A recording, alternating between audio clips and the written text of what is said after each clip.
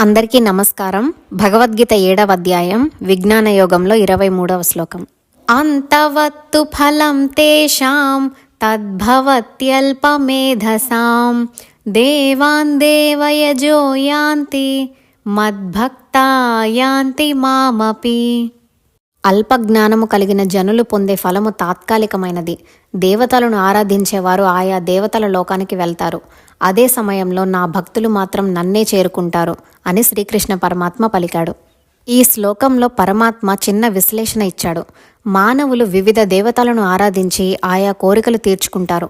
ఆయా కోరికలను పరమాత్మ ఆయా దేవతల ద్వారా తీరుస్తాడు. కానీ మనం కోరే కోరికలు, పరమాత్మ ఇచ్చే ఫలితములు అన్నీ ప్రాపంచికమైనవే, తాత్కాలికమైనవే. ప్రాపంచికమైన కోరికలు, వాటి ఫలితములు పూర్తిగా నిలిచేవి కావు. ఈనాడు ఒక కోరిక కోరుతాము, అది తీరగానే మరొక దేవతను మరొక కోరిక కోరుతాము, అది తీరగానే మరొక దేవత, ఇలా కోరికలు కోరుతూనే ఉంటాము. మరొక విషయం ఏమిటంటే, ఈ కోరికలు మనకు బంధనం అంటే అటాచ్మెంట్ కలిగిస్తాయి. ఆ కోరిక తీరకపోతే బతకలేను అనే భావన కలిగిస్తాయి. ఉన్నది పోతే నా జీవితమే సర్వనాశనం అవుతుంది అనే భావాన్ని కలిగిస్తాయి. ఇవన్నీ కోరికలు తీరడం వలన కలిగే బంధనాలు. అంటే ఈ కోరికలు మనకు 3 విధములైన నష్టములను కలిగిస్తాయి.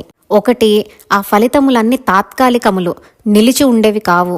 అన్నీ చివరకు దుఃఖంతోనే అంతమవుతాయి. ఎలాగంటే ధనము, ఆస్తి, పదవి సంపాదించడానికి చాలా కష్టపడాలి. సంపాదించిన తర్వాత దానిని నిలబెట్టుకోవడానికి, ఎవరు కొట్టేయకుండా కాపాడుకోవడానికి నానా అవస్థలు పడాలి. ఆ వచ్చిన ధనము, ఆస్తి, పదవి పోతే తీరని దుఃఖం. కాబట్టి ఇవన్నీ దుఃఖమును కలిగించేవే. రెండవది, ఎన్ని కోరికలు తీరినా తృప్తి ఉండదు, ఇంకా కావాలనిపిస్తుంది. దాని కొరకు నానా యాతన పడటం, ఇంకా కావాలని ఆరాటపడటం, దీనితో దుఃఖం కలుగుతుంది. ఇక మూడవది, ఈ కోరికలు బంధనములను కలగజేస్తాయి.